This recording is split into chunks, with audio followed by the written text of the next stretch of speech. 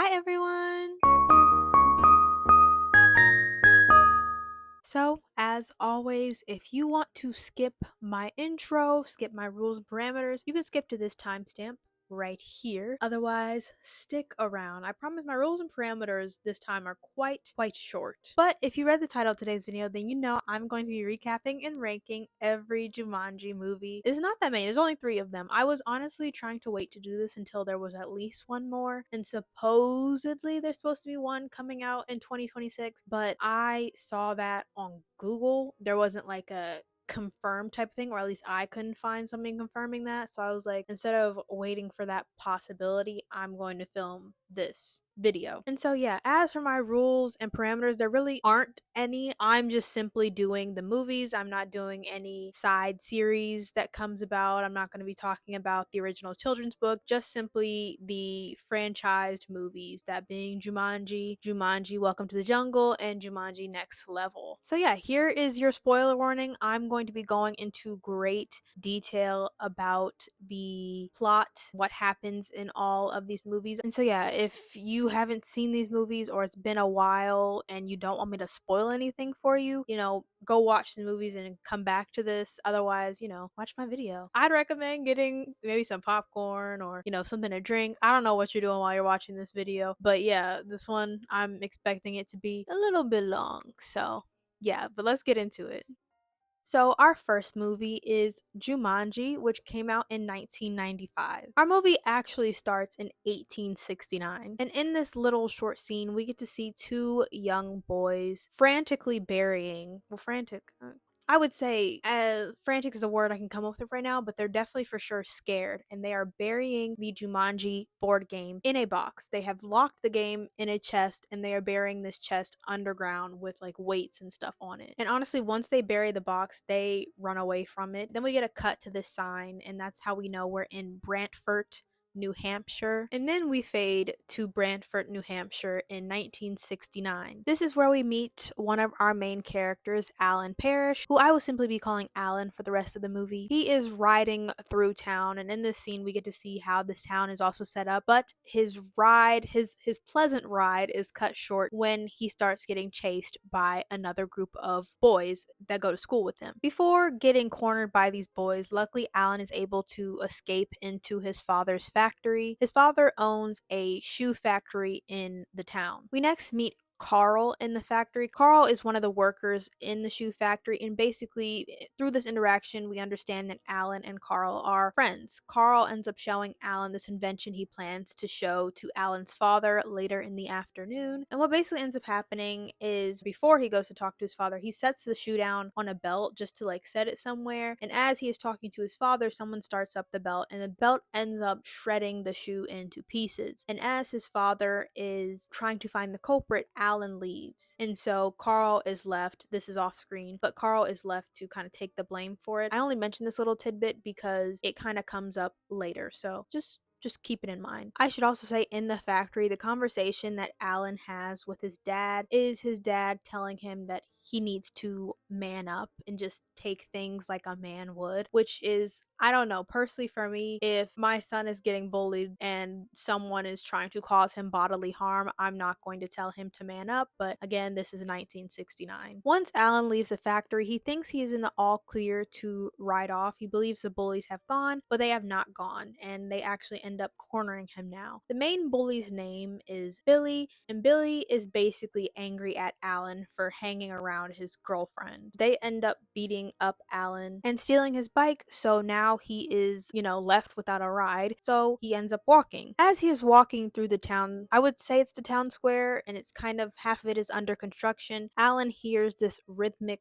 drumming. He follows the drumming onto the construction site, and how a child could just walk onto a construction site and no one say a thing. That's what I was thinking this entire scene, but I will continue. He basically walks onto this construction site and hears the drumming coming from a piece of like dirt wall, and he takes all the dirt out and he comes across the chest. Surprise, surprise, the same exact chest that was buried by the two boys back in 1869. He uses a tool on the construction site to break the lock, open the box, where he finds the game Jumanji. He decides to take it home, and then we cut to a scene where Alan is at the dinner table in his home now, his very big home, eating by himself. As Alan is sitting at the dinner table by himself, his father and mother come in, and they're dressed all nice because they are about to leave to go to an event. But his father is proud of him for taking the beating like a man, and he tells Alan that he is actually ready for military school. And of course, Alan is not okay with this idea of going to military school, and this causes a fight between Alan and his father. Some nasty words are exchanged, and as his parents leave, Alan starts to pack to leave home. And as Alan is about to leave with his suitcase, someone knocks on the front door. And when he opens it, he sees Sarah. I should say Sarah is the girl that Billy is dating, who he told him to stay away from. But I guess Sarah doesn't necessarily care what Billy says, because she was like, I brought your bike home and I told Billy to stop bullying you. And while Alan is about to close the door on her, or he's about to leave, the rhythmic drumming starts again. Alan decides to bring Sarah into what I would consider the living room and shows her the game that he found earlier. Alan ends up handing Sarah the dice, and instead of playing the game, she just has the dice in hands, throws them down, dismissing the game completely. But the thing is the game considers that to be a roll, so instead of taking that as her not playing the game, like I said, that was her turn. So her game piece starts to automatically move on its own. And once it reaches its spot, the middle of the board reads, "At night they fly. You better run. These winged things are not much fun." This little rhyme actually scares them a little bit. So Alan picks up the dice to put the game away himself. But what ends up happening is that the grandfather clock chimes, scaring the kids, and Alan drops the dice, this acting as his turn. So now his piece moves on the board, and in the middle of the board reads, "In the jungle, you must wait until the dice read 5 or 8. And out of nowhere, Alan starts to basically dissolve into the board game. And before she can really do anything about it, bats start to come out of the fireplace, and they chase her through the house, out the door, and down the street. Then we are taken 26 years into the future in 1995. We are introduced to Judy, Peter, and their aunt Nora. They are moving into the old parish house, but the thing about it is that they were not only able to get the house at a reduced price, but they were also able to get the house with all the furniture in it. All the furniture that was there back in 1969 is still in the house. At this point, it's just simply covered with plastic and sheets. I should also say this because it's not really mentioned later. Judy and Peter are with their aunt Nora because not long before this, both their parents died in a car crash, and so their aunt Nora has brought them here. She plans on turning the house into a bread and breakfast, and I believe also giving them somewhat of a new start in a new place. Skipping forward a little bit, the next day they have an inspector come to look at the home, and the inspector informs Judy and Peter just casually that the reason they're probably able to get this house for cheap is because the house is haunted. It is believed that Alan's parents or his father murdered him in the house and chopped him up and hid his body all throughout the walls. Through the house, Judy and Peter also on this day heard drumming. They heard that same rhythmic drumming. Then I'm going to skip forward another day because at this point in the story, we're just kind of getting the background set up. The next day, right before they leave the house to go off to school, they hear the drumming again. And this makes them rush upstairs to the attic where they believe the drumming is coming from. They eventually find the board game Jumanji. Then Judy takes her first turn. After her roll, the board reads, "A tiny bite can make you itch. Make you sneeze, make you twitch." Then before the kids even have a chance to understand what this means, mosquitoes come out of nowhere and start attacking them. Judy does most of the attacking, and she ends up picking up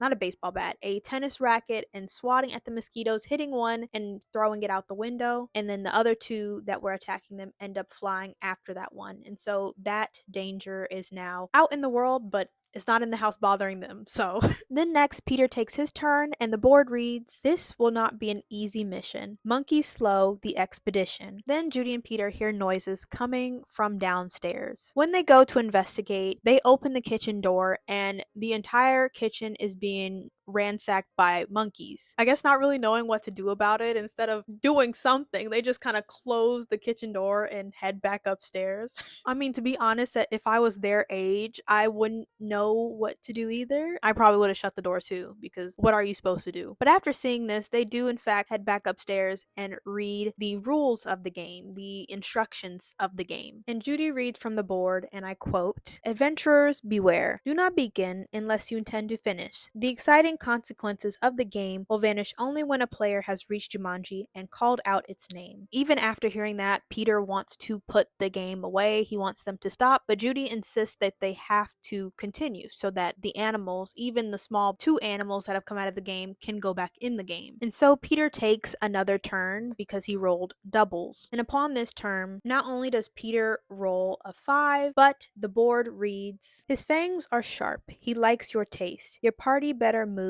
post haste." Then I love this scene, which is why I'm going to explain it in like a little bit more detail. The kids are just sitting at the front of the attic, and they hear something hit the piano upstairs in the attic. And then they hear this like slight little growling, and then out of nowhere, the lion shows its face. And of course, the kids run out of the attic and start to flee downstairs. They end up getting cornered by the lion, but before anything can happen, a man in a, I would guess, I'm just going to call it a jungle outfit, shows up and saves them. He tells them to run, and what he eventually does is he does this quick maneuver and is able to trap the lion in Aunt Nora's bedroom. And I mean, I'm going to spoil the surprise because you're going to figure it out anyways. The jungle man is in fact Alan Parrish, but 26 years older. I believe he was 11 in 1969, so as of right now, he's about like 37, but don't quote me on that. Alan leaves the kids, and he basically breaks into his old bedroom because it was locked and examines the entire thing. And the bedroom has not changed one bit since he left. In fact, his jacket that had his blood from the day he was bullied in 1969 is just hanging on his closet door. And as Alan is sitting in his old bedroom looking around, Judy and Peter come into the dorm frame, and Alan asks who rolled a 5 or an 8. And then this funny scene happens, and Judy is like, "Peter did it," and then Alan chases Peter around. And when I mean this boy is like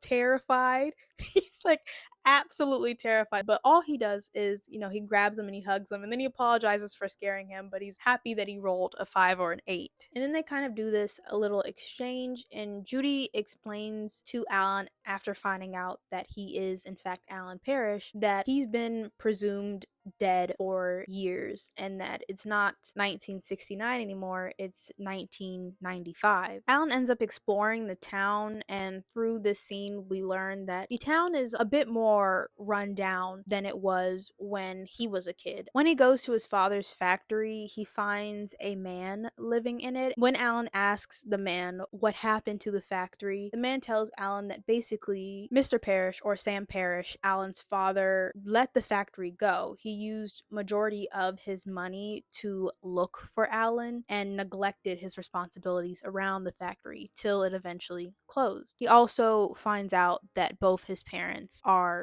dead, and in fact, if I believe correctly, died not long before 1995. So there was a possibility that if Alan had showed up a year or two before, he could have seen his parents. But after Alan's tour of the town, they all go back to the house, and Judy and Peter try to convince Alan to keep playing the game. Alan is for sure apprehensive about doing this, seeing as the game sucked him in and kept him in there for 26 years. Alan is still not into the idea, even after the scene before this. They get trapped in a car and then chased by a mosquito, one of the giant mosquitoes, and they find a monkey in the freezer, and the lion that's in Aunt Nora's bedroom. He's still not convinced that he wants to play the game. He doesn't in fact even consider doing it until Peter basically uses reverse psychology on him and is like, "Oh no, you're afraid. It's fine. We'll do it ourselves. And he's like, no, no, no, I'm gonna do it. Let's play the game. But Alan doesn't necessarily actually agree to play the game. He agrees to just simply watch them play the game. But after trying to take another turn and nothing happening, Alan realizes that this isn't a new game that Judy and Peter are playing. This is in fact them continuing the game that Alan and Sarah started back in 1969. So Alan takes Judy and Peter to Sarah's old address to try and find Sarah so they can finish the game. At first, the lady who answers the door says that Sarah has not lived in that home for years now. But upon seeing adult Alan, Sarah passes out and they take her passed out body. He picks her up, has her over his shoulder, and they take her back to the old parish house. It's crazy. But in the years since playing the Jumanji game just that one night, we find out that Sarah has, she's been deeply affected by what happened. She's seen many doctors and she's tried over these decades to convince herself that what happened wasn't real. When we cut back to her, she's even in fact on the phone with her doctor and is like, I think I'm gonna need a higher dose of my medication, or I'm gonna need, another visit. I need us to visit because, the boy who I convinced myself was dead and his father killed him is sitting right here in front of me telling me to play the game that ruined my life. And when they bring the Jumanji game into the living room, she practically flips out, reasonably so. But after calming her down, Alan puts the dice in her hand and she refuses to play. And Alan's like, okay, that's fine. And he tells her to put the dice in his hands. And then as she tries to drop the dice, he moves his hand out of the way. And then he has this big smirk on his face. It's so funny to me. But of course, that counts as her turn. And the board reads, they grow much faster than Bamboo. Take care or they'll come after you. And then I believe they're in the library at this point. Don't quote me.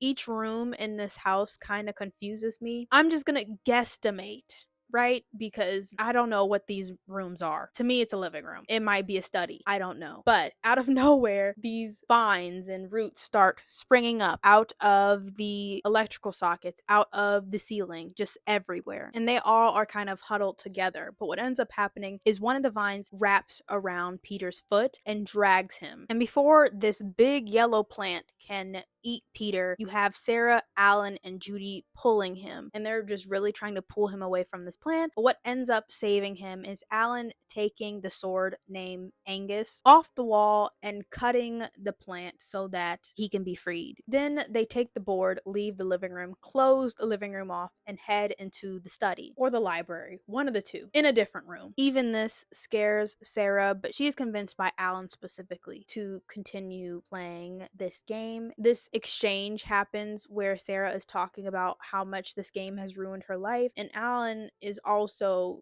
being like, yeah, this game ruined my life too. I was literally sucked into it and had to survive in the game in the jungle for 26 years. So, they're both kind of just, I wouldn't say releasing their stress. I would, what is it, voicing their grievances, because they both really don't want to play, but they both also understand that this isn't going to stop unless they continue playing. So he does convince her to continue playing. And next up is Alan's turn, and he rolls the dice, and his turn reads, Hunter from the darkest wild, make you feel just like a child. Immediately upon hearing this riddle, Alan gets up and starts to run because he understands who this hunter is and who is coming for him. And yes, out of nowhere, Van Pelt, wielding a big old gun, starts going after Alan. And just Alan, no one else. Alan runs out of the house and down the street as this man is literally just after him. Van Pelt even shoots Carl's car because Carl is a police officer. I don't know if I mentioned that. But he unloads his entire clip onto Officer Carl's car and is out of bullets. So Van Pelt goes and heads off to find where he can, get more bullets. And as Van Pelt heads down the street, Alan actually also did a little bit of a fake out. And so instead of, venturing further into town, Alan sneaks back into his home, the old parish house. And then they go back into the room that they were in, and Alan and Sarah start fighting. And as they are fighting, Judy decides to take her turn, and her turn reads, "Don't be fooled, it isn't thunder. Staying put would be a blunder." Judy and Peter don't completely understand what this means, and Alan and Sarah are still fighting, but what stops Alan and Sarah from fighting is the immediate feel of the ground shaking. Alan goes up to the wall where the shaking is the loudest and realizes that it is a stampede, and he tells everyone to run out of the study, and they do. He even runs himself, but before he completely leaves the study, he goes back and he grabs the game and then runs out just in the nick of time, honestly, because like right when he grabs the game, the stampede crashes through this room. They all run and dive into a different room, and the stampede runs straight through to the front door. As they are just on the ground, kind of huddled around each other, watching this stampede go through, the last animal in the stampede ends up being a pelican. And this pelican ends up stealing the Jumanji board game that Alan had just like set in front of them on the floor, and it flies away with it. This part I've never completely understood, but Alan blames Peter for not grabbing the game when the pelican grabs it. I mean, I've watched this movie quite a few times, and still I'm just like, if you look at how they're set up, Alan and Peter are both in front of Judy and Sarah, so they both could grab the game. So again, I've never understood why Alan blamed Peter for not grabbing the game, especially when Alan's a 37-year-old man and Peter's a young boy. But yeah, he blames Peter for not grabbing the game and goes after the pelican in the game, and then Judy, Sarah, and Peter follow Alan, and they all end up by a river. And at the river, as Alan distracts the pelican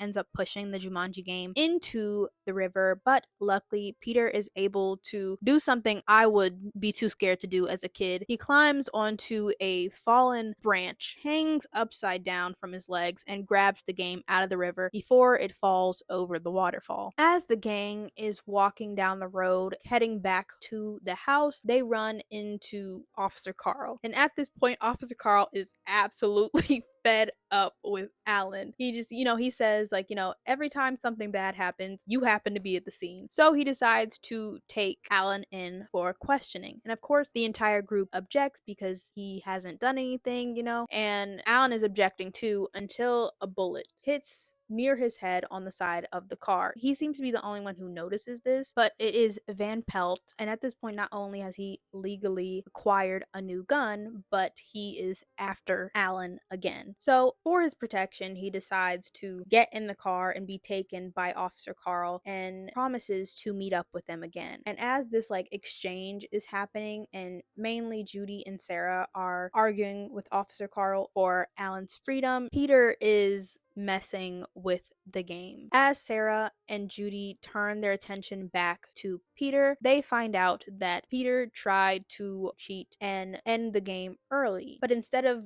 being able to successfully do that, because you can argue this game is sentient, the board reads, "A law of Jumanji haven't been broken. You will slip back even more than your token." And basically, Peter starts to turn into a monkey. And I should say, as the movie continues on, he starts to look more and more and more like a monkey. But even with this, they all decide to head into town. Now cutting back to Alan and Officer Carl. In the back of Officer Carl's car, Alan apologizes and admits to leaving the shoe on the belt and destroying Officer Carl's invention, basically revealing to Officer Carl that he is little Alan Parrish. Then we cut to Judy, Peter, and Sarah, and at this point, they are now in town, and the town has devolved into an all-out mess. People are looting, people are scared, and this is mainly because of all the things happening due to the animals that have come out of the game. And not shortly after arriving and seeing this, they run into Van Pelt again. Van Pelt steals the game, but then Peter steals the game back. And he runs off and hides in a car, but what ends up happening is the stampede comes through and basically crushes this car and almost crushes this little boy inside this car. And that gives Van Pelt the opportunity to take the game and head to the store. Judy and Sarah save Peter from the crushed car, and they head to the store that Van Pelt went to get the game back. The way they steal the game back from Van Pelt is Sarah walks up to the game that's simply just sitting on top of a counter. Van Pelt shows up, and Peter, while he's distracted by Sarah, bites him on the ankle. Sarah steals the game, and then Judy takes one of the scanning devices and shoots Van Pelt in the eyes with the scanner, and they all run. Then we cut back to Officer Carl and Alan. Alan is able to convince Officer Carl to uncuff him, and when he does, Alan cuffs Officer Carl to the car, and he's about to head into town on foot when he hears over the radio that 2 kids and a woman are being held hostage in a store. Surprise, surprise, Judy, Peter, and Sarah. And so Alan gets back into the car, gets into the driver's seat, and drives into town to go and save Judy, Peter, and Sarah, with Officer Carl still cuffed to the chair. Back at the store, Judy, Peter, and Sarah are able to take Van Pelt down with what I would consider a Home Alone style trap, but that's very short lived as he corners them. But before he is able to really do anything, Alan and Officer Carl in the police car drive through the store and end up taking down Van Pelt for the time being. So our gang is reunited and they all head back to the house together. Now back at the house, when they open the doors, they see that the entire house is taken over by plants. Just everything is covered in vines and flowers and practically destroyed. Like the whole thing just simply looks like a forest. But that doesn't stop them. Instead of entering one of the rooms, they just sit in about the entryway of the house, set the game down, and decide to start playing again. This time it was Sarah's turn to roll the dice, and her turn reads, "Every month at the quarter moon, there will be a monsoon in your lagoon." And at that moment, Alan decides to cover his head because it starts raining indoors. And it starts raining pretty hard. And our gang tries to head up the stairs to escape the monsoon because in weather events like that, you're supposed to be to higher ground. But that doesn't end up helping them because out of nowhere, practically, an entire flood comes from the upstairs and washes them back down into where they were. But now where they were it's covered in, I would guess, about almost 3 feet of water now and rising. Not long after getting their bearings, Alan spots a crocodile swimming in the water straight towards them. So he puts Judy and Peter onto the chandelier, and as he's about to help Sarah up, Sarah gets attacked by the crocodile and is now basically has her feet on the crocodile's mouth, keeping herself from being eaten. And to save Sarah, Alan gets in the water and starts wrestling the crocodile. As this is all happening inside, we cut to the outside of the house where Aunt Nora and Carl have just pulled up to the house. In a short scene before this, they met up and decided to head to the old parish house together. So now, as they are outside the door about to enter, Officer Carl tries to break into the door, and he does break the door, but instead of just entering the house, they both get washed down the street by the monsoon, by the flooding that was happening in the house. So bad for them, but good for Judy, Peter, and Sarah because now the house isn't flooded anymore. The crocodiles are gone and they are free to play the game again, which they do. They end up heading upstairs to the attic to finish the game. Now in the attic, Alan takes his turn and the board reads, "Beware the ground on which you stand. The floor is quicker than the sand." And then right away, Alan starts to get sucked into the floor. Of course, the gang tries to save him, and the only thing that ends up stopping the floor from swallowing him is Judy taking her turn. And her turn simply reads, "There's a lesson you will learn. Sometimes you must go back a turn." And nothing happens beyond the floor becoming wood again. But because it had half swallowed, not half, almost completely swallowed Alan, he is now stuck in the floor. And so is Sarah, because in a last ditch effort to save him from falling through the floor, she put her arms in. So now they're both stuck. And the kids do the only thing they could think to do, which is take another turn, and this time it's Peter's turn. And his turn reads, "Need a hand? Well, just you wait. We'll help you out. We each have 8. Then these big old nasty looking spiders come and start invading the entire attic. I swear to you, I would leave. I'd come back.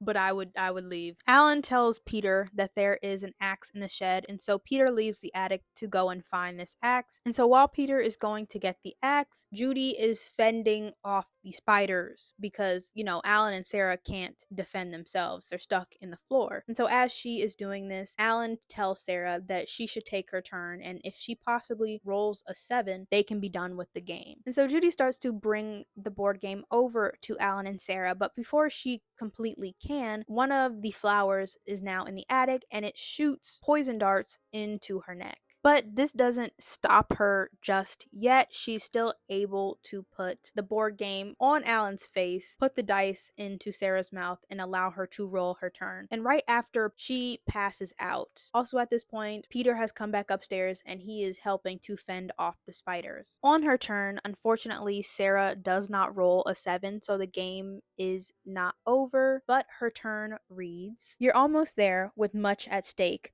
But now the ground begins to quake." And right after reading this, a spider starts heading towards Sarah and Alan, but out of nowhere, all these spiders run away, which makes sense because animals know when something is about to happen before we do, which good for them, not for us. But the ground begins to shake, and actually, the entire house splits in two, which is awful and it looks absolutely scary, but good for Alan and Sarah. They are now released from the floor. But now at this point, Sarah is holding Alan from falling like through the house and into the ground. And Alan doesn't necessarily care about this. When the ground started to split, he told Sarah to grab the game, but she refused to grab the game because she didn't want to drop him, reasonably so. But the game ends up falling through the floor and landing on the lower levels, and not shortly after, Sarah accidentally lets go of Alan and he's able to safely swing himself down to the lower floors and grab the game. So now that Alan is in safety, he is about to roll and take his turn, but before he can actually roll, he gets stopped by Van Pelt. With his hands up, Van Pelt tells him to release whatever he is holding, which just so happens to be the dice. So Alan throws the dice down, one landing on the board and one rolling off the side and into the lower levels of the house. And so at this point, Alan's face kind of drops because he doesn't know what he has rolled and he's about to be ended. But as Van Pelt is giving his little speech, Alan looks down at the board and his character moves forward and moves to the center of the board. And the board says Jumanji. And of course, this lets Alan know that he has completed the game. And Van Pelt asks him, "Do you have any last words?" And the only thing that Alan says is Jumanji. As Alan says this, Van Pelt does let off a shot and Sarah jumps in front of Alan. But before the shot can connect to anything, it stops mid-air and starts to get sucked back into the game. And so does everything else. That being Van Pelt, the stampede, the mosquitoes, the lion, the monkeys, all of it gets sucked back into the game. And Alan and Sarah huddle to shield themselves from the whirlwind, the tornado happening right in front of them. And when the tornado stops, the game shuts. And when the camera pans back up, we are back in 1969 on the night that Alan and Sarah started playing the game in the first place. Alan and Sarah are both looking at each other just completely and utterly shocked, confused, flabbergasted, and Alan's dad walks in. Of course, because it was only like 2 minutes for him, he is still angry from the argument him and Alan had, but this was 26 years ago for Alan, so he gets up and he runs to his dad and he hugs him. He also apologizes for his part in the argument, and Alan also admits to his father that it was him who put the shoe on the line and messed it up and it was not Carl, which is why I mentioned it earlier. It's like at this point, because Alan had all that time to think about everything,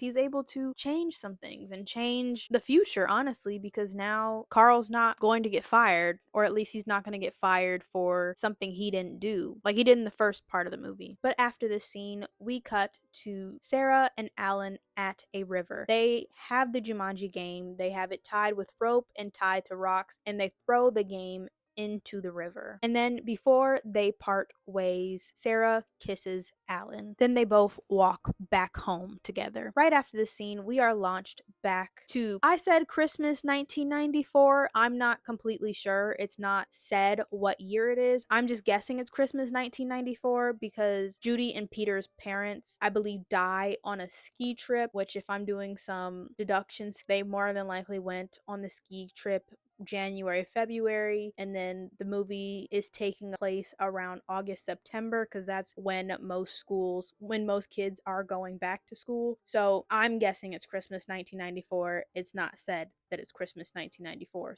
But we are launched to Christmas at the parish house, and we meet up with Alan and Sarah again. There's a Christmas party now happening at the house. Sarah and Alan are married. Sarah is pregnant, and they have also invited Judy and Peter's parents to this Christmas party under the guise of wanting them to work for them. And of course, because Judy and Peter's parents showed up to this event, so did Judy and Peter. And so this is the first time Alan and Sarah have seen Judy and Peter in 26 years. And of course, at this point, Judy and Peter do not know Alan and Sarah because the events of Jumanji never happened for them. And Alan and Sarah tell Judy and Peter's parents that they want them to start working on that project right away and to not go on the ski trip they're supposed to go on because they're trying to save Judy and Peter's parents from, dying and leaving Judy and Peter as orphans. Which, I mean, I would say, if like for movie's sake, this is the best turnout that could have happened in everyone's lives because the game ruined everyone's lives. But now that the game is over, everyone's lives have gone back to not being ruined. But our movie actually ends on a beach, and as these two girls are walking down the beach, the camera pans to show us that the game Jumanji has washed up on shore. As it goes for movies, this movie it's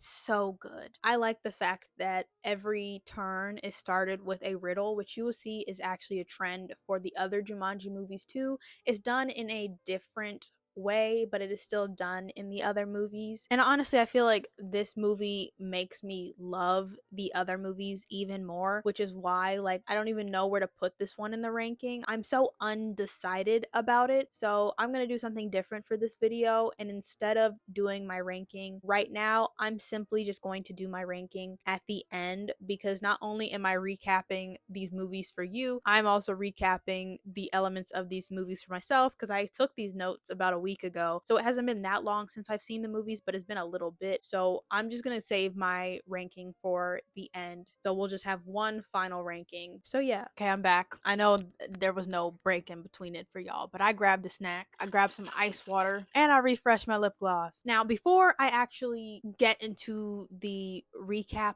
of this movie, I just want to say this movie kind of gets a bit complicated because we have people playing avatars. So just to keep it very, very simple, very easy, I'm only going to be referring to our characters by their real names and not the names of their avatars. The other reason I'm also going to be doing this is because it gets even more complicated when I get to the third movie, and now we add in the element of other characters playing characters that characters from the second movie played. So it's like you're going to be seeing this same avatar's face but someone else's name attached to it. I feel like that's going to be easier than simply referring to the avatars by their names. But yeah, if that doesn't make sense, trust me, it will make sense once I get into that part of the recap. But now let's get into the next movie, which is Jumanji: Welcome to the Jungle, which came out in 2017.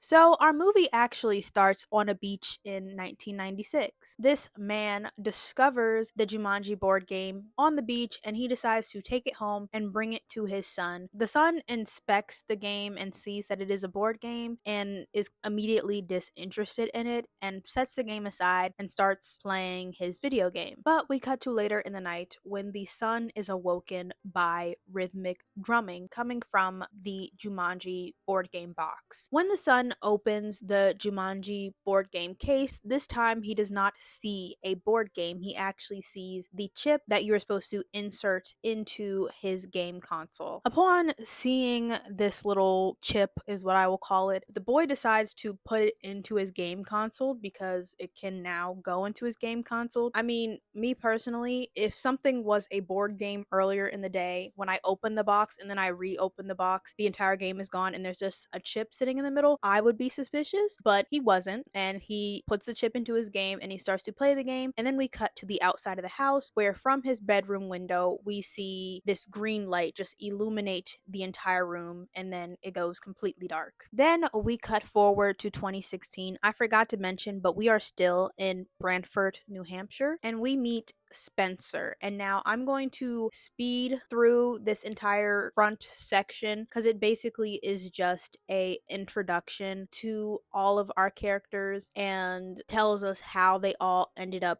getting into detention so that they can all go and play the Jumanji video game. And instead of having me painstakingly go through all their introductions, I kind of summed up their character archetype, and will be telling you each of them right now. So first we meet Spencer. Spencer is basically supposed to be our nerd, our smart guy. He is very knowledgeable on video games because he plays them himself. Him and Fridge used to be really close friends back in like middle school, but they have grown apart. That's relevant for later. He also kind of has a fear of things like germs. And the reason he gets put into detention is because he gets caught helping Fridge cheat. Basically, Fridge went to him saying, I need you to write this book report for me, and he does it and gets caught. Our next character is Fridge. He is basically our jock, our football player. He only cares about football, which is why he had Spencer do his homework, because he needed someone to help his grades get up so he could stay in football. And he, of course, for the same reason Spencer got put into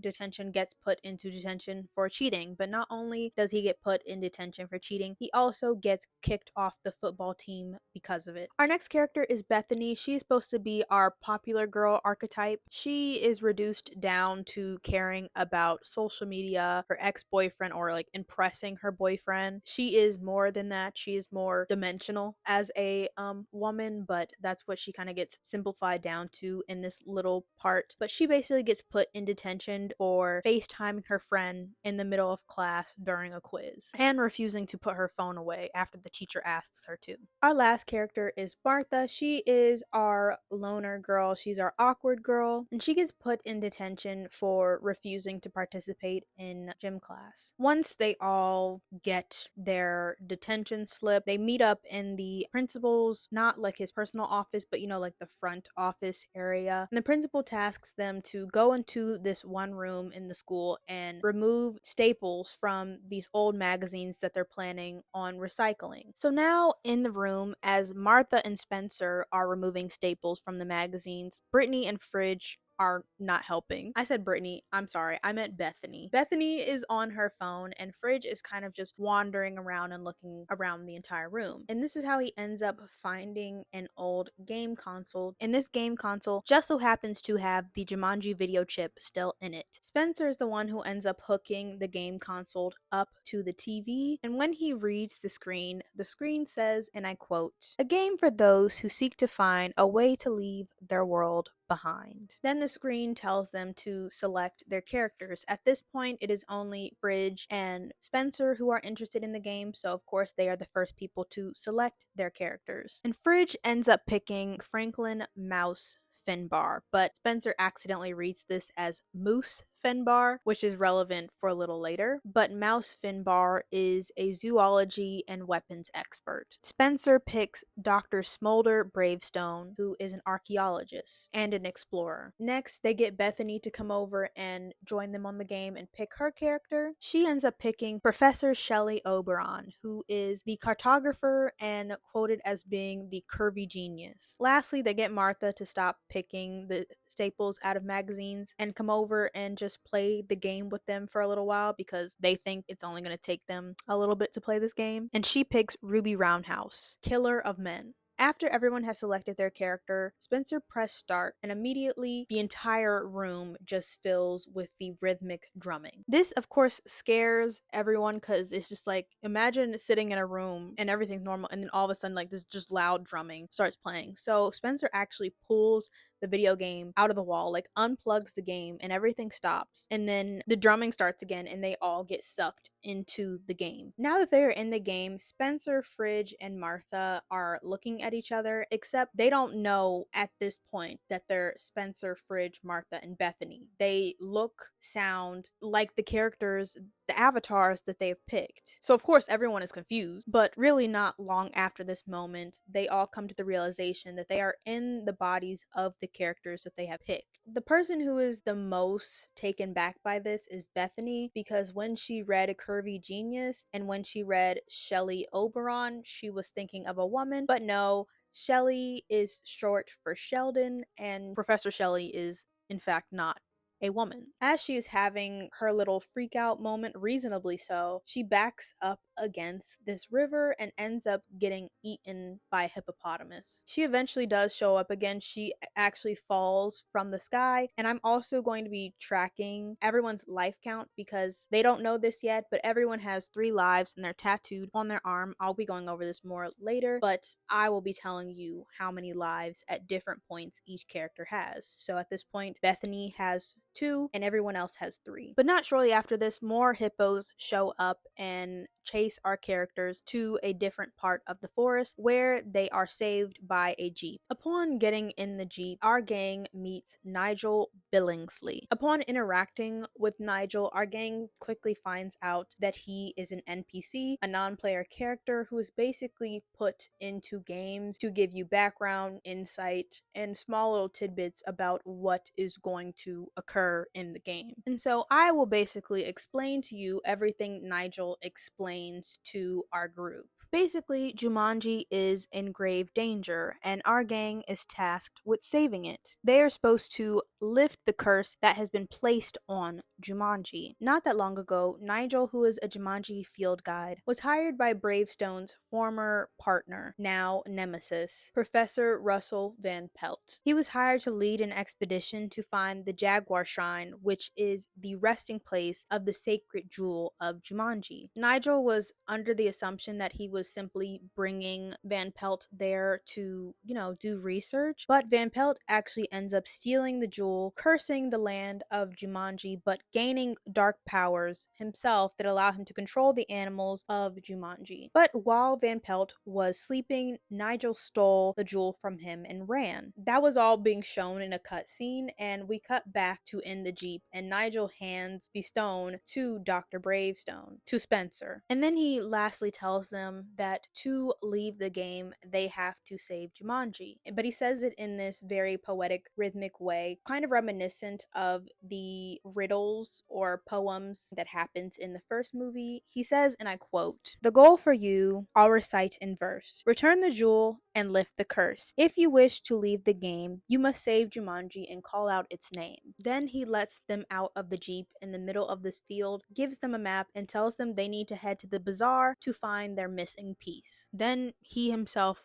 leaves. They end up putting the stone in Fridge's backpack and having kind of like this funny regrouping moment. As they are just walking and still trying to understand what is happening to them, they all find out that they have different skills. And so now I will be giving you the skill breakdown, that being the strengths and weaknesses of each of their characters. So, Dr. Bravestone, Spencer, his strengths are fearlessness, climbing, speed, boomerang, and smoldering intensity, and his weaknesses are none. He doesn't have any. Next, Ruby or Martha, her strengths are karate, tai chi, aikido, and dance fighting. Her one weakness is venom. Next up, Professor Shelley or Bethany, her strengths are cartography, archaeology, and paleontology. Her only weakness is endurance. Lastly, Mouse Finbar or Fridge, his strengths are zoology and weapons valet. His weaknesses are cake, speed, and strength. Bethany, who is in fact the only person who can see what is on the map, looks at the map and sees basically the different levels that exist within the game. They just came from the first level, which was called From the Deep, and now they have entered the second level, which is called The Mighty Roar. Before they can even figure out what this level entails, they're interrupted by a literal missile, like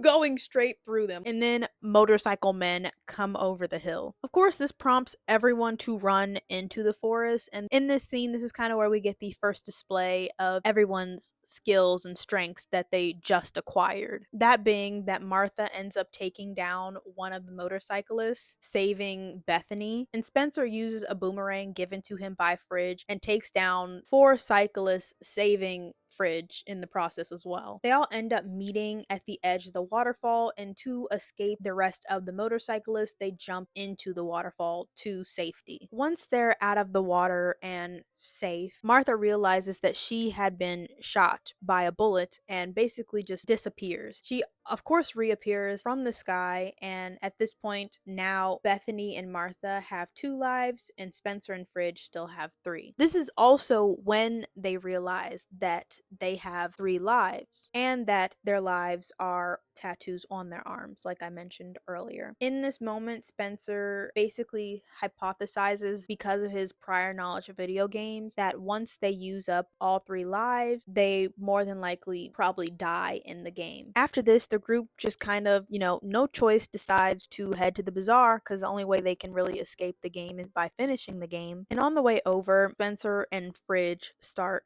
arguing. And the only reason I mention this scene is because Fridge and Spencer's argument leads to Fridge pushing Spencer off the side of a cliff, causing him to lose one of his lives. So now Bethany, Spencer, and Martha have 2 lives, while Fridge has 3. And also at the end of this argument, the group makes a pact to try not to waste each other's lives because they have limited lives, and that they need to work together if they are going to get out of here. Next, we cut to the gang showing up at the bazaar. They don't specifically actually know what they are looking for. They just know that whatever they are looking for is there, but they get stopped by this guy selling what Bethany says is bread. And as Bethany is eating this bread, Fridge takes a bite himself and realizes that it is not in fact bread, it is pound cake. And seconds after eating this pound cake, Fridge, his character legit explodes. Because if you remember, one of his weaknesses was cake. So yeah, Fridge loses a life by eating cake. So now all of our characters are down to 2 lives. Then after this kid shows up and starts talking to Spencer, and Spencer asks the kid to lead them to the missing piece. And so the entire gang follows this kid to this shack. And before leaving, the kid says, and I quote, "What you need is in the basket. One false move, you're in a casket. Trust one another and never blink. The missing piece is not what you think." Then they all enter this room that the kid has led them to and surround the basket, not knowing what is inside. Spencer opens it just for a split second, which is all Fridge needs to see that the thing inside the basket is a black mamba. And because Fridge now has all the information that a zoologist has, he starts rattling all these facts off about a black mamba, not mama. And basically, it's a very venomous snake. Spencer closes the basket after this split second because they don't know what to do. If one of them gets bitten, they end up losing a life, right? So they all try to work together, and they assume that what the riddle meant is that one of them needed to stare at the black mamba and one of them needed to reach into the basket to be able to get whatever it is guarding. So that's what they do. Bethany ends up volunteering to stare at the snake, to have a staring contest with the snake as someone grabs whatever in the basket. This doesn't truly end up going to plan because as Spencer opens the basket and Bethany is staring at the snake, she freaks out. The snake goes to attack Martha, but before the snake is able to attack Martha, Spencer grabs the snake by the head, and then Fridge, with again the knowledge of a zoologist, defangs the snake. And then they all celebrate because they were able to work together. Bethany grabs the package that the snake was guarding inside the basket, and when she opens it, she sees that it is an elephant piece. And then on the paper itself, it reads, and I quote, "When you see me, begin the climb." The group doesn't necessarily know what this peace means. And as they decide to search the rest of the bazaar, they run into Van Pelt's minions. While most of the group runs away, Spencer begins to fight them, of course, having the strength and ability of Bravestone. But all this back and forth fighting ends when Van Pelt himself shows up, and our team is practically cornered. And right before Van Pelt can kill any of our team members, a smoke bomb is sent into the room, and then our gang is instructed by this mysterious man to follow him, and he leads them into the sewers, helping them to escape. In the sewer, we find out that this mysterious man is Seaplane McDonough, the pilot character that when they were choosing their characters on the screen, they saw they were unable to select. And the pilot reveals that his real name is Alex. So, of course, from now on, I will be calling him Alex. Alex leads the gang out of the sewer and into his home and starts making them margaritas, as he also tells them a bit of his backstory. Margaritas is one of his strengths. His other strength is piloting, and then his only weakness is mosquitoes. In this little exchange, we also end up finding out that the house that the gang is in right now doesn't belong to Alex. He just simply is living there. The house was actually created and put together by someone named Alan Parrish, which we know who that is, but our gang doesn't know who that is. So we are actually in the house that Alan lived in the 26 years he was in Jumanji, which he did a pretty good job at the house. Then again, he had the time, the resources, and nothing else to do. So we also find out that Alex has, through his words, been trapped in the game for a few months. And the reason he has been trapped is he simply cannot get past the transportation shed level. He is down to his last life. And once he got down to his last life, he realized that he just couldn't complete the level on his own. When he starts saying this, Bethany realizes that he is the missing piece that they needed to be able to complete the game. And so they recruit him to work with them, and they all head to the transportation shed. They believe the goal of this level is for them to get a vehicle, make it across the canyon, and then make it to the statue. They first go to Alex, asking him like what techniques he used, because at this point they're sitting on the top of like this hill and they're looking down, and there's two guards guarding the transportation shed, and they don't know how to get past them. And when they ask Alex, he says that he really just waited until the guards left to be able to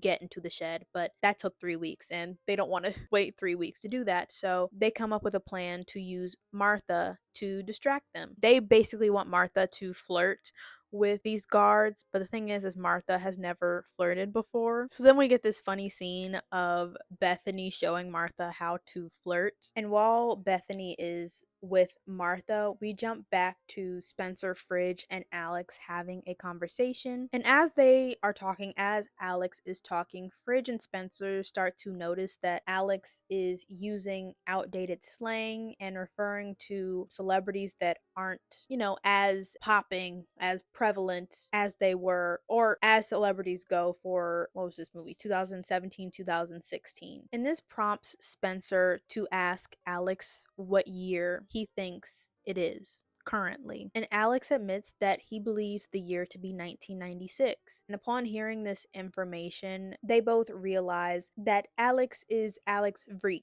I believe I'm pronouncing that correctly. I'm sorry if I'm not. But he is known as the boy in town who disappeared. And he disappeared 20 years ago. So Alan only has him beat by 6 years. Once they tell Alex this information, he kind of like is having this moment and letting it all sink in. And Spencer basically promises him like they're going to get him out of this game. And then they are also at the same time interrupted by Bethany coming back and telling them that Martha is going to start distracting the men, and so they can get their half of the operation started. So as Spencer, Bethany, Alex, and Fridge are sneaking down the side of the mountain, Martha is in front of the guards. And as she's in front of the guards trying to flirt, it is turning out that The flirting is just not working. Sorry, y'all, my video got stopped because my phone told me I had 20% battery. Mind you, I didn't start recording until my phone had charged to 100%. But yeah, let's get back into it. So basically, as Martha's flirting is just simply not working, out of nowhere, the radio turns on. And this is when Martha realizes that she can use one of her strengths, which is dance fighting. So she does. And we get this fun scene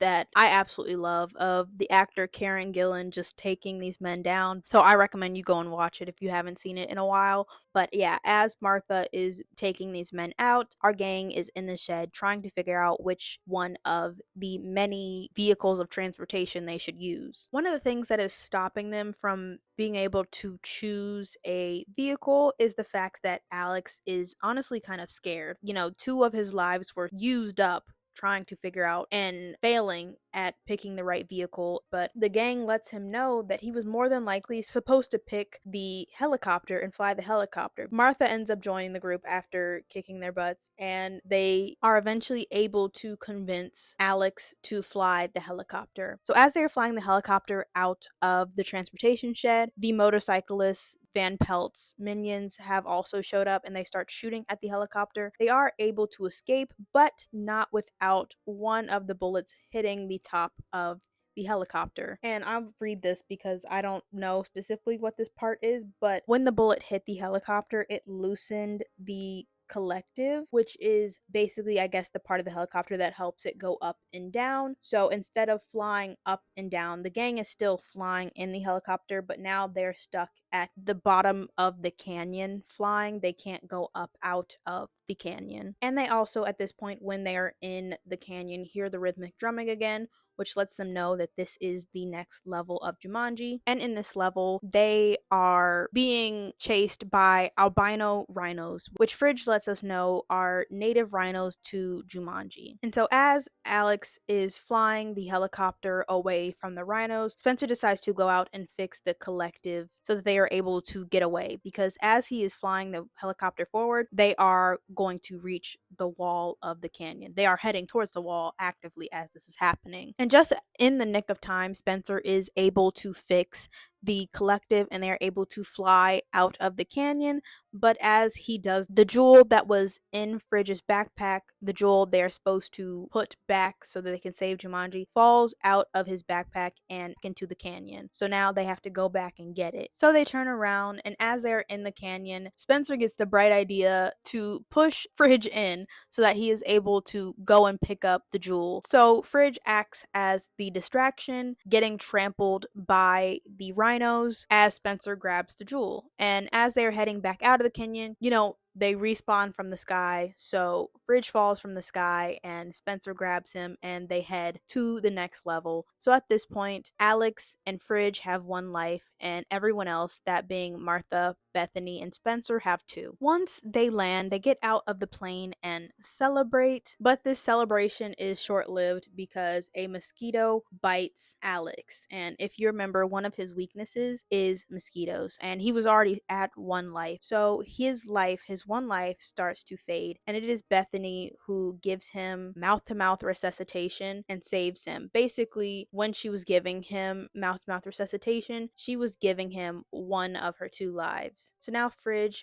Bethany, and Alex have 1 life, and Martha and Spencer have 2. And before they actually head to the next level, these few moments happen that I will highlight because I feel like they become more relevant later. Martha and Spencer have a moment. They share their first kiss and confess that they've liked each other even before they got into the video game. And Bethany and Alex have a bit of a moment. And before Spencer and Martha can share their second kiss, Fridge informs them that he has found the jaguar statue. So our gang regroups and heads towards the statue, which is also the next level called the Defenders. Now standing at this kind of like entryway with 2 statues on both ends, Fridge hands Spencer the jewel, and then the drums start again, and that means that the level has started. And the first plan that the gang uses to get through the level is Spencer just honestly takes the jewel and decides to go through the trees and heads up the mountain himself. But this doesn't end up working out, and he ends up falling and gets attacked by jaguars and loses his life. So now Spencer, Alex, Bethany, and Fridge all have one life, and Martha is the only one who has two. Of course, this scares Spencer a little bit because he's like, I've had two lives up until this point to mess up, and now I only have one. And if I mess up again, I'm done for. And Fridge kind of reassures him that, they've only ever had one life and that they're all going to work together. Everything's going to be fine. And so at this second attempt at the level, Fridge actually comes up with the plan and he breaks it down as you would a football game or a football play. And so Fridge calls his play the double reverse refrigerator. And basically what it entails is Bethany runs up the left side of the mountain while Fridge goes up the right. And then Alex acts as the defense and he is supposed to draw the Jaguars' attention so that Spencer can run up the middle. And then lastly, Bethany is tasked with the job of taking out Van Pelt's minions because they have now showed up on their motorcycles. So the plan starts exactly as I just described it. And as it is happening, Bethany actually ends up getting captured by Van Pelt himself. And after Martha defeats the motorcyclist, this actually gives Spencer a chance to steal one of the motorcycles. So he uses it to actually help him trap the Jaguars because on the motorcycle, there's a flamethrower, I guess is what it is. And so he traps the Jaguars in a ring of fire, so they are no longer a threat to our team. Fridge, who was going up the right side, ends up coming across an elephant who he befriends. If you're wondering why this happens, it's because of the story The Mouse and the Elephant. I only very slimly remember this book, but in the book they befriend each other. And that ends up benefiting him because he's able to ride the elephant the rest of the way. Then we cut back to Spencer, who has now made it to basically the bottom of the Jaguar Shrine. And before he can actually head up, he runs into Van Pelt, who is holding Bethany at gunpoint. Martha and Alex also show up to help, but what actually ends up saving Bethany is when Fridge shows up on his elephant. His elephant is able to kind of distract and attack Van Pelt in a way that it allows Bethany to get away from him. The elephant also fights off the rest. I don't know if it's the rest of the Jaguars or the Jaguars who were able to get freed from the fire. One of the two. But the elephant fights off the Jaguars as well. And after fighting off the Jaguars, the elephant goes to flee, kind of kicking Fridge off, but not before Fridge was able to throw the jewel. But he doesn't throw the jewel at anybody. He ends up throwing it into a snake pit. But as the elephant is running off, if you remember, the paper that they got in the bazaar said, "When you see me, begin the climb." And so now that they see the elephant and the elephant is running away, that is their cue, or they use that as their cue to start heading towards the Jaguar Shrine. So Spencer, still on motorcycle, begins to head up the shrine, and Martha goes to retrieve the jewel. She, of course, is quickly stopped by the bed of snakes. If you remember, one of her weaknesses was venom. So, of course, she goes to carefully navigate this snake pit to retrieve the jewel. As she grabs the jewel, immediately the snakes start to face her because they are under the control of Van Pelt. And right as he thinks he has her cornered, she actually uses her weakness and his villainy to her advantage because she steps on one of the snakes, allowing the snake to bite her, meaning that she loses a life and respawns from the sky. So now everyone is down to one life, but that's not going to matter much longer, is it? As she is respawning from the sky and she's falling back down to the ground, she hands the jewel off to Spencer so that he is able to put it into the Jaguar's eye. And that's exactly what happens. Spencer puts the jewel in the Jaguar's eye, but nothing happens. They they're just sitting there kind of waiting for the game to end. And then they remember what Nigel had told them, and they all call out the game's name. They all say Jumanji. Once they do this, Van Pelt just kind of dismantles into a bunch of creatures, and Jumanji is saved. Now at the bottom of the shrine, Nigel pulls up and meets right back up with our gang. He thanks them, and as a way to thank them, he puts out his hand to them, and the first one to shake his hand is Alex, and then Alex disappears back out of the game. And this is kind of of when the gang realizes that that is their way out of the game. Next, Bethany shakes Nigel's hand, then Ridge, and then Martha goes to shake Nigel's hand and Spencer stops her. He does this because he likes being Bravestone and he likes how Bravestone makes him feel. But Martha convinces him to leave the game with her, and they both shake Nigel's hand and leave the game, and they all return to their bodies. Our gang, that being Spencer, Bethany, Fridge, and Martha, all wake up in detention, but as they wake up and look around, they have no clue where Alex is. So they kind of go to the only place they really think Alex would be, and they go to his old family home. And as they show up, they see this man pull up with two kids and a wife, and the man himself stops and looks at them and then walks up to them, and they realize that this is the older version of Alex. Alex explains to them that he woke up back in 1996 in his bedroom. So like Judy, Peter, Alan, and Sarah, he was able to live his life like nothing happened up until he met up with them again. He explains in a very like short way that, his life has been good. He named his son Andy, and he named his daughter Bethany after the girl who saved his life. So pretty cool. We cut to a new day with our gang showing up to school. In this scene, it is clear that after the events of what happened, our gang of people who at the beginning of the movie were not friendly are friends. And of course, changed by their experience in Jumanji. For example, Alex and Martha are dating. Bethany is deciding that she wants to travel. And before we figure anything out more about Fridge beyond, him being on the football team and going after that, we hear drumming again, like as the gang is talking. And so our movie ends with the gang smashing the game console, the old game console, with a bowling ball and leaving it behind a dumpster. And then they all walk away to live the rest of their lives. Like I said, I'm going to leave my ranking for the end, so let's move on to the last movie, which is Jumanji: The Next Level, which came out in 2019. So like I did at the beginning of the last movie, where I basically summed up the introduction to our characters into like a short little thing, that's also what I'm going to do at the beginning of this movie. Our movie basically starts with a montage of us seeing what our characters have done in the years since they've graduated high school and since the Jumanji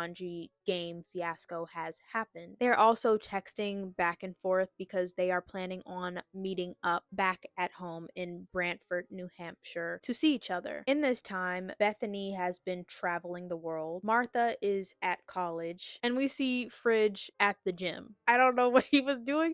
He might be like doing college football, would be my guess, but don't quote me on that. And everyone seems happy except for Spencer. When we get a cut to Spencer, he is in New York, and he is basically what I would say like not living the dream life he was expecting to live. He is working in a drugstore, stocking for the store. And at the end of our scene with him, he is getting on a bus heading back to Brantford for the holidays. When Spencer gets to his old house, he is greeted by his mother and his grandfather. His grandfather's name is Eddie, and as a person, he's kind of like the grumpy old man archetype, basically. Like the one thing he continues to tell Spencer is to never get old, because it's like basically no fun being old. His grandfather is staying with them because he just got done with hip surgery. The last thing we find out in this little exchange and from the grandfather is that Eddie is refusing to call back his friend Milo, and we will find more out about that situation later. Later that same night, when Spencer is in the bedroom with his grandfather, because they are now sharing for the time being, we also find out that Spencer and Martha are on a break, and as Eddie goes to sleep, Spencer is just still up, unable to go to sleep, and while he's just in bed, really just contemplating his life, he decides to go downstairs to the basement. Once in the basement, Spencer gets a briefcase and he opens it, and when he opens it, we see that he in fact has the old game console, the broken and crushed game console with the Jumanji video chip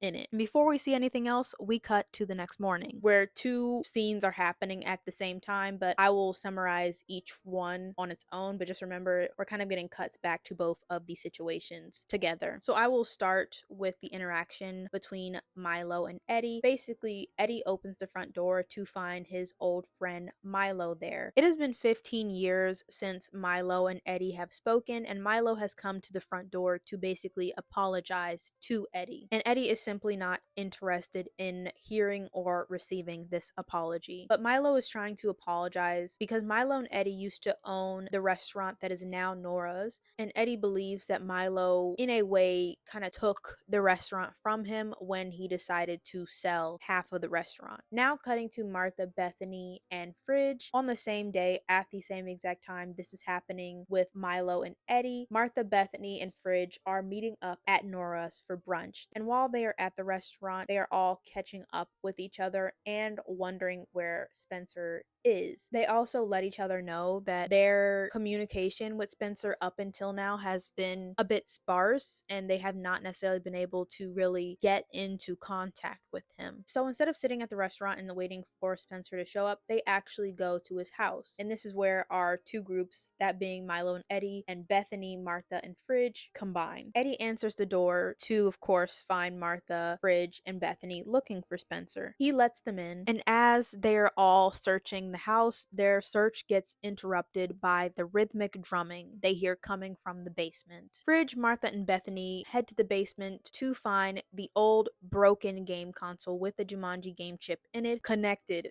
to a TV. They realize that Spencer had made the absolute stupidest decision and decided to go into the Jumanji game, and now they have to go in after him because if you remember, Alex wasn't able to get out of the game by himself and he had to wait 20 years for them to come into the game for him to get out. So instead of making Spencer wait those 20 years, because they're good friends to him, they decided to go in after him. After they make this group decision, Martha picks up the game controller and the game sparks. And before they can even, like they did last time, pick their characters or open the game starts sucking everyone in. And once everyone gets sucked in, Bethany is actually still in the basement and she's just kind of looking around a bit confused as to why, she's still here and she's not in the game. Once in the game, Martha realizes that something has truly gone wrong. Martha is still the character of Ruby Roundhouse, but everything else has changed because Eddie is now Dr. Bravestone, Milo is Mouse Finbar, and Fridge is Professor Shelley Oberon. So because the game was broken, it sucked in the wrong people, which I just icing on the cake. Terrible for them, but plot sake, amazing. Martha and Fridge, upon understanding what has happened, try to explain to Milo and Eddie what this is and where they are and what is happening and what they need to do. And as they are explaining this, Fridge basically loses one of his 3 lives because he gets eaten by a snake right in front of everybody. So now Fridge is down to 2 lives while Eddie, Milo, and Martha still have 3. Once Fridge respawns, a plane flies overhead. And this plane flying overhead not only alerts Martha that the characters they have aren't the same, but the game isn't the same. Because if you remember, there was no plane in the first movie. So if this is supposed to be the same exact video game, why would there be a plane? So different level. They follow the plane to again find Nigel being the one flying the plane. Once they all get into the plane, Nigel explains to them what their mission is, and now I will explain it to you. The backstory and just the entire spiel. Nigel basically explains that Jumanji is in danger again, and this time it is because of a man named Jurgen the Brutal. So Jurgen the Brutal and his army have returned to Jumanji. They came from a fortress called Mount Zatmir. If I got that wrong, I'm sorry. And they made their way south to the Avian province, which is the home of the sacred Falcon Jewel. The jewel is the fertility jewel of Jumanji. Jurgen and his army destroyed the village that the jewel came from and stole the jewel from its people. We also find out from Nigel that Jurgen killed Dr. Bravestone's parents. When Nigel says this, he basically is like, I know this one is going to be hard for you, Bravestone, because this man,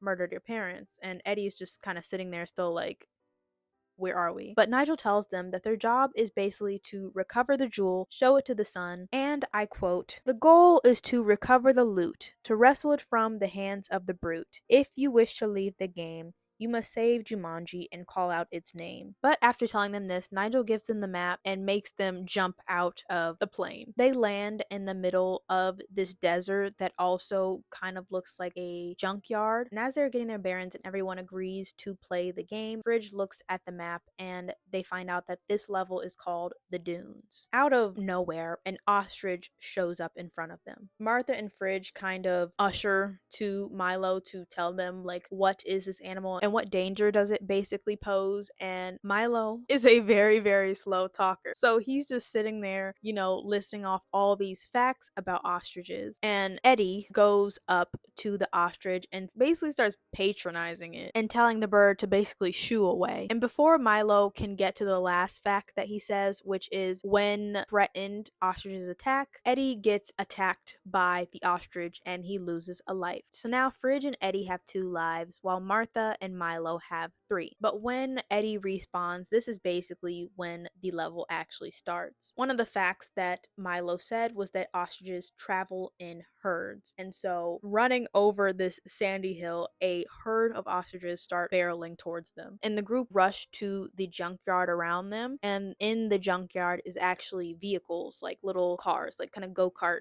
sporty go-kart cars. And Eddie and Milo get in a car together, and Martha and Fridge get in a car together, and they all head away from the ostriches. And this great chase scene ensues, and basically Eddie ends up saving Milo from being eaten by an ostrich. He also stops the car at one point to pick up Martha and Fridge because their car gets totaled. And Eddie ends up stopping the car right at the edge of a cliff. And he decides to back the car up and jump the car over the cliff. And they make it, but just barely. But, because they did make it, they were able to escape the ostriches. After celebrating their win, they take a second and they go over their skills, which I will now tell you everyone's skills because it's different this time than it was last time. Dr. Bravestone, Eddie, has the same exact strengths as he did last time. The only difference is now he in fact does have a weakness. If you remember last time he didn't have a weakness, this time he does, and his weakness is Switchblade is all it says. Next, Ruby Martha has the exact same stats except she has the added strength of nunchucks. Mouse Finbar,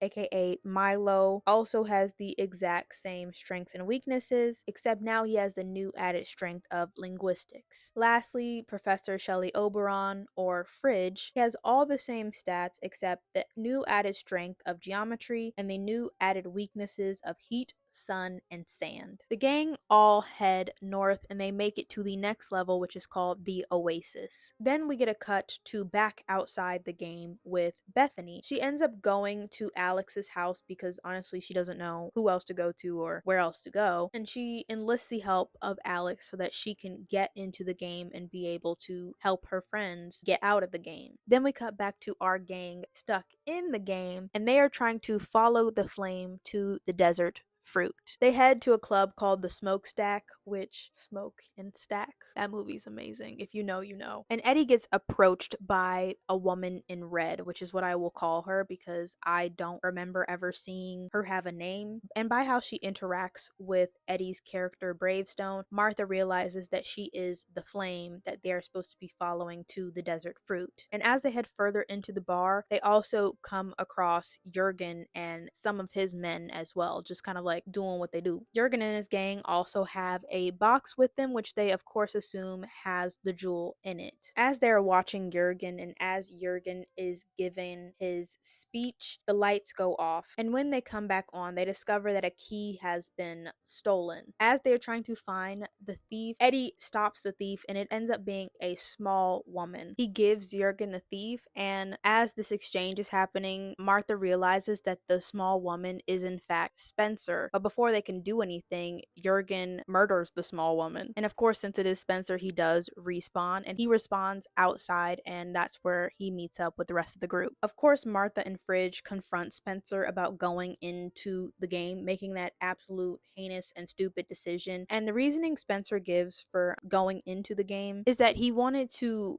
be and feel like Bravestone again. He liked who he was when he was Bravestone. If you remember, this was something he said at the end of of the last movie before Martha exited the game. He wanted to stay and he went out, didn't like his life, and so he decided to go back in. But instead of ending up with the avatar of Bravestone, he ended up with the avatar of Ming Fleetfoot, which now I will tell you her strengths and her weaknesses. So her strengths are cat burglary, pickpocketing, and safecracker. Her weakness is pollen. They are then again interrupted by the woman in red, and she lets them know that Jurgen has plans to meet the brothers Kababik at his fortress, and he wants to trade the Falcon Jewel with the brothers Kababik to form an alliance. The last thing she lets them know is that her husband's name is Switchblade, which, if you remember, Switchblade is Eddie's only weakness he has. And then she leaves. But because they were given the riddle of follow the desert flame to the fruit, Martha and Fridge follow the lady to wherever she heads off to. And while they do this, Spencer, Eddie, and Milo head off to steal camels for the group to ride. The room that the lady in red ends up leading Martha and Fridge to is like this room with this kind of like swimming pool, but it's not a swimming pool because the water looks a bit like fluorescent. And on the other side of like this pool is a big tree with these like mango sized balls hanging from them. In front of the pool is actually this like plaque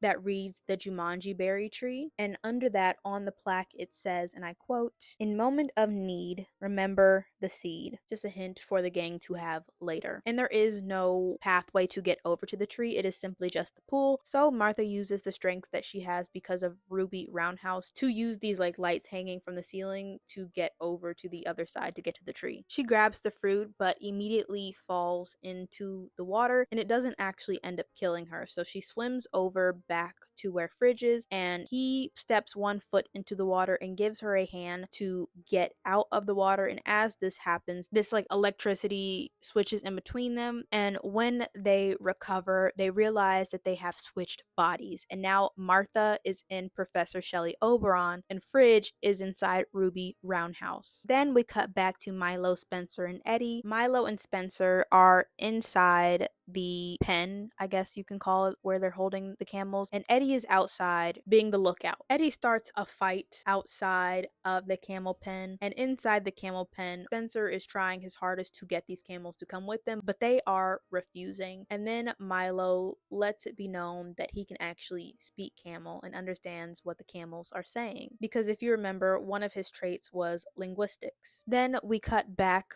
to Martha and Fridge with the Jumanji berry tree, and basically Fridge is excited to be out of the avatar of Shelley Oberon, but that does not last long because he ends up falling into the water in Ruby Roundhouse's body, and then Martha inside of Professor Shelley Oberon's body goes again in the water to help him get out, and the same lightning happens and they end up switching bodies again. So now Martha is back inside of Ruby Roundhouse and Fridge is back inside of Professor Shelley Oberon. And after the switchback, they basically take the berry and head to meet up with the rest of the gang. Back at the camel pen, Eddie, after his fight, has now come face to face with Switchblade, his one weakness. He is able to make it out of that situation, and Milo, Spencer, and Eddie are able to meet up with the rest of the gang at this place they decided to meet behind the oasis. And as they are about to make their escape and they are being followed by Switchblade and his gang, Eddie, now that he is in Bravestone's body and because of the strong-headed man he is, believes that he can take on Switchblade. And as he is talking this big game and the gang is trying to convince him to come with them so they can make it out, Switchblade ends up sending a missile right towards the entire gang and blows them all up. So now I'm going to give you a quick life count. Eddie has 1 life now. Spencer also has 1 life. Martha still has 2. Fridge has 1 life, and Milo has 1 life. And when they all respawn, they are rightfully angry at Eddie for what he just did. But we cut to the next morning as the group on camels are heading to Mount Zatmir. On the way over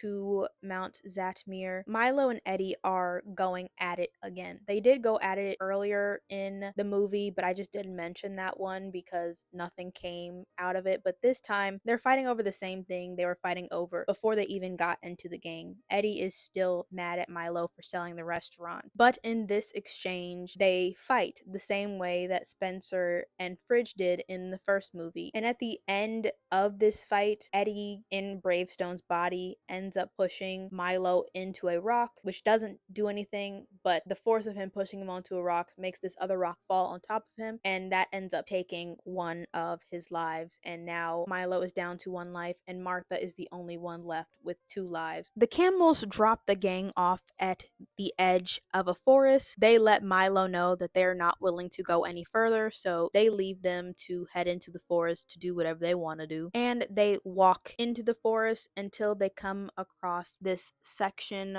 where there's these just like so many bridges. It kind of looks like, I don't know, it just reminds me of Temple Run. But then again, it's been so long since I played Temple Run, I don't know if there's even actually a level of Temple Run that looks like that, but that's what it reminds me of. And when they see these bridges, right away, Fridge, because of the ability he gets from Shelly Oberon, knows the path they're supposed to take to get across these bridges. And after he states this fact, Eddie steps on one of the bridges, starting the drumming, starting the level. And it doesn't end up actually being as easy as they thought it was going to be. Surprise, surprise. Because the minute Eddie steps on one of the bridges, it starts moving, and the rest of the bridges also start moving. Before the bridge moves away, they all jump on the same bridge that Eddie is on. And in the distance, Martha sees a rock that's moving. And one of the things that is on the moving rocks actually jumps down onto the bridge. And I think it's funny because this is the one time that Milo actually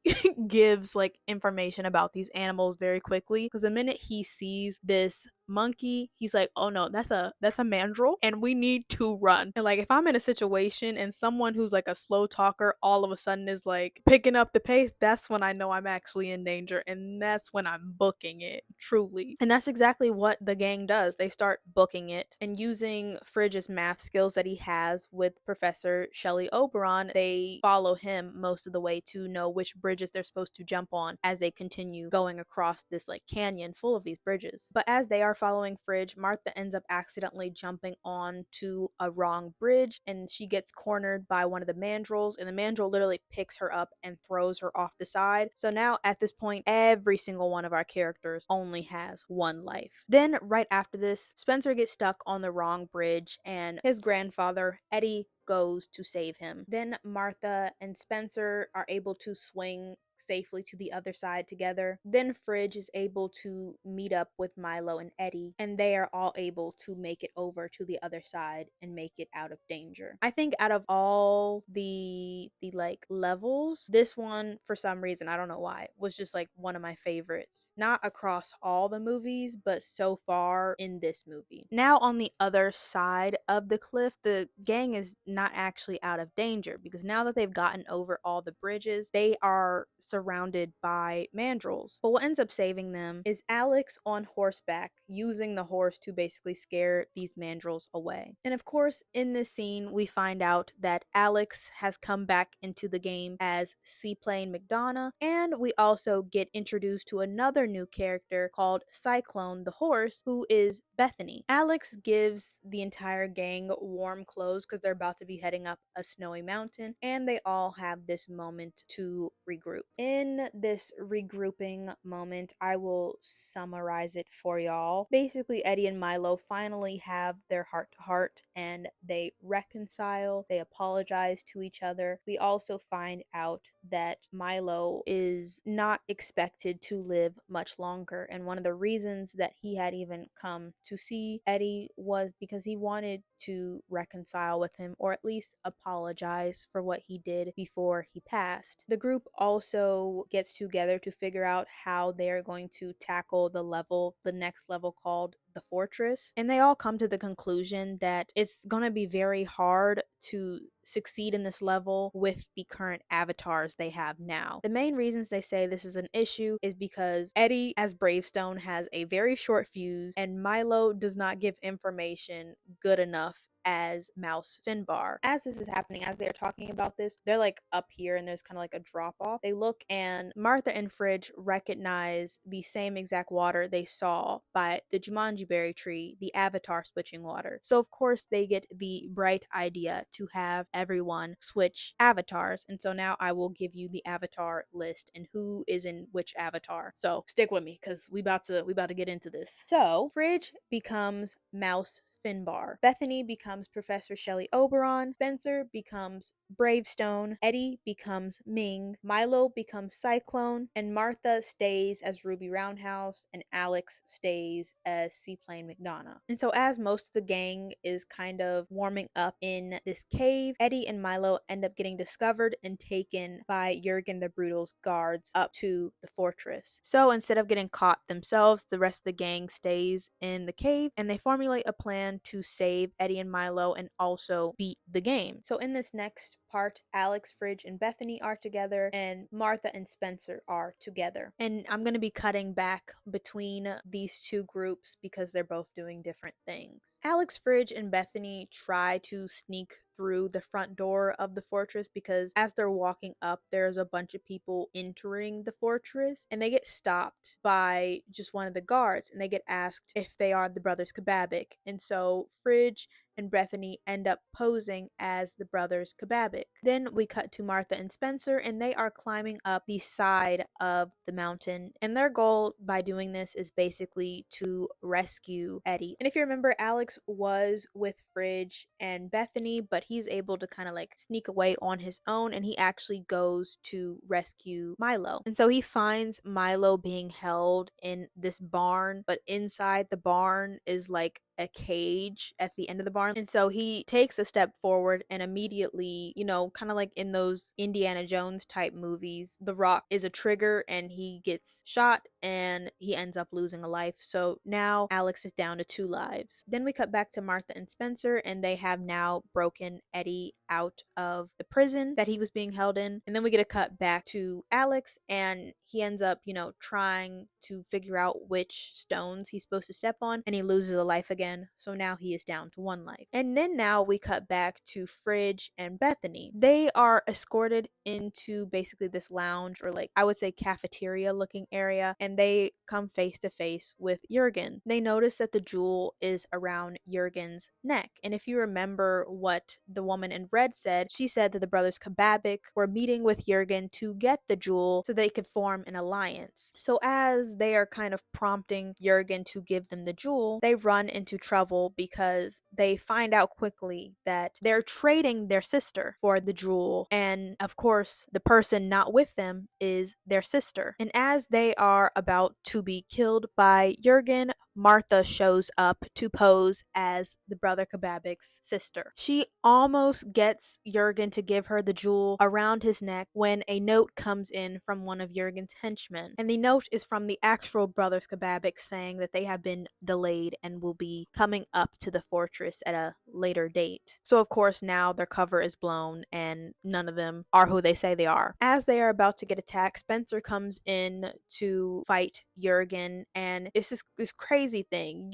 He punches Jurgen and Jurgen barely moves. And then Jurgen punches him and it's the first time that like the character of Dr. Bravestone has actually been taken back. Like physically, he does literally go flying. At this point, Spencer is the one who's holding the desert fruit. So when Jurgen hit him, this actually broke the fruit and Spencer takes it out of his pocket to kind of inspect it. And upon seeing the fruit, Jurgen kind of like, he has this look on his face, kind of like he's scared. And then he leaves the room and gives the order for his henchmen to kill all the intruders. So Spencer himself, by himself, goes after Jurgen and leaves the rest of the group to fight off the henchmen. Fridge gets the bright idea to use his resources that come from his backpack, and so he pulls a boombox from his backpack, turns it on, and allows Martha to start dance fighting. And within this fight, we also get to see her use her new skill, which was nunchucks. And I mean, I love the fight scenes in this movie, honestly. So I'd recommend going watching it if you haven't seen it. But cutting back to Jurgen and Spencer, Jurgen tries to take off in his blimp, and Spencer, of course, climbs onto the rope connected to the blimp and gets onto the blimp with him. And now that the fighting is done, the gang is now standing at the top of the fortress on the edge, watching this entire thing go down. In the blimp, Spencer is fighting Jurgen, and as he is fighting him, he actually like hits like his shoulder, kind of like in this area. And when you hit this area, this is how the characters reveal their strengths and weaknesses. So when he hit it, he got to see Jurgen's stats, which I wrote down. His strengths are he's ferocious, he has rage, and he's good at beheadings. And his only weakness is the Jumanji berry fruit. So upon seeing this, Spencer uses the Jumanji berry fruit and actually smears it onto Jurgen. And I guess somehow they were by one of the trap doors, so as he does this, they both fall out of the blimp and are falling to their death. But on the tower watching this, Milo actually gets Eddie to get on top of him, because if you remember, Milo is the horse Cyclone, and Milo starts running off the edge of this tower, freaking Eddie out, rightfully so. But at the last minute, as he jumps off the edge, he grows wings and he flies up toward Spencer. As they fly past Spencer, Spencer actually throws the jewel to his grandfather, to Eddie, and tells him to complete the game and show it to the sun. So Milo flies Eddie above the clouds and shows the jewel to the sun. And then they all call out Jumanji. They all make it to the ground and, of course, celebrate having beat the game again. And Nigel shows up. This man shows up on a dog sled, like, just always in a different ride. It's so funny. Nigel gets the jewel from our group, and as Fridge is about to leave, Cyclone, Milo starts talking. And the only person who can understand what Milo is saying, again, is Fridge. So Fridge lets the group know that Milo says that he is staying in the game. And instead of arguing with him, Eddie understands why Milo's doing this. Right out in the real world, he really only has months to live, versus being in the game, he can honestly live forever. He just has to avoid being, killed on that last life. But one of the last things that Milo says that Fridge shares is that he is 75 years old and he just learned to fly. And then he flies off into the sunset. After leaving the rest of our group, of course shakes Nigel's hand and leaves the game. Side note, before I continue, one thing that I didn't understand is I was like, if he's gonna stay in the game forever, why wouldn't he just quickly go into the avatar changing water and switch to be like one of the human avatars instead of saying the horse? That's just always a question I've had. It's not gonna be answered, but anyways, getting back into the story. They're all out of the game now, and Eddie is also grown from this experience. Remember how I said in the beginning of the movie he was telling Spencer to never get old and being this grumpy man, and now, like, when Spencer, is like, I know you said never get old, he's like, no, getting old is a gift. And the funny thing is when Spencer's mom asks what they've been doing all day, Eddie simply says that Spencer taught him how to play a video game. Later in the night, the entire gang goes to Nora's. At Nora's, Eddie actually ends up talking to Nora, the now owner, and she kind of confides in him that she's having, like, just a hard time, like, finding a manager type figure within the restaurant. And Eddie actually offers to help her run the business, which, I mean, is kind of what he wanted. It was one of the things he was angry at Milo for so many years, and I mean, now he gets to run his business. At this point, it's seeming like everyone's lives outside of Jumanji gets better, but then again, you could argue that after being through such a traumatic experience, everyone is appreciating their lives a bit more than they were beforehand. And our main gang, that being Spencer, Bethany, Fridge, and Martha, are just sitting at a table laughing, having a good old time, happy to be out of the game again, and all now vowing and promising to never go back into the game. Then we cut back to Spencer's house, and at the beginning of the movie, Spencer's mom had mentioned having a technician come in because, I guess, I don't remember if it was the heater or the air conditioning, let's just say air conditioning, was not working. So now at the end of the movie, she's having a technician come and look at the air conditioning in the basement. And upon coming into the basement, the technician actually ends up seeing the destroyed game console that has just been left there with the Jumanji video game in it. The technician tells the mother that he's really into video games, and as we see his hand, like, kind of hover towards the old game console, we get a cut back to the restaurant, and our movie ends with a camera view outside of Nora's. And as we are just seeing this pretty beautifully lit restaurant at night, we see a herd of ostriches pass right in front of the restaurant. And of course, our gang that was inside having a fun, lovely time opens the door to see this herd, and then they all kind of look at each other shocked, and then our movie ends. I think my fake eyebrow piercing is done for tonight. It was on there for quite a few hours, so I'm not mad at it. So before I get into my ranking, I kind of just want to talk about this. I don't know if I saw the first movie in theaters, but I know for a fact I saw the second movie in theater right before COVID happened, because this was 2019. And as I was feeling then, as I'm feeling now, I was excited to see how they would adapt the fourth movie, because now Jumanji's in the real world. So my thing is like, would it be like the board game again, where now the characters have to discover these riddles and figure out what threat is coming towards them based on those riddles they find? Or are the avatars who were in the game now outside of the game, and so is everything else, and now our characters have to work with our avatars to figure out the game? And on top of that, are our avatars going to have their own personalities separate from our actual characters? Because every single time we've seen these avatars, they've had the personalities of the characters playing them. So we don't even actually truly know the actual personalities of these avatars. Anyways, like I said earlier, allegedly there's supposed to be a movie coming out in 2026. So if that is true, I will simply recap that movie and then add it to this one and update my ranking. But now getting into the ranking, I can already say that I'm going to be putting the third movie, Jumanji: The Next Level, in last place. That is place number 3. Not because I think it is bad, it is just because I know for a fact that I love the other 2 movies first. I think this movie is really cool, but I feel like the things I like about it are because of the second movie, right? I liked seeing how the avatars changed and how the avatars' abilities were changed and how useful their abilities were based on the person that was playing them. I also liked the different level that these characters were faced with now, but again, that's because of the second movie. So honestly, at this point, I'm just really stuck between what movie should be in first place and what movie should be in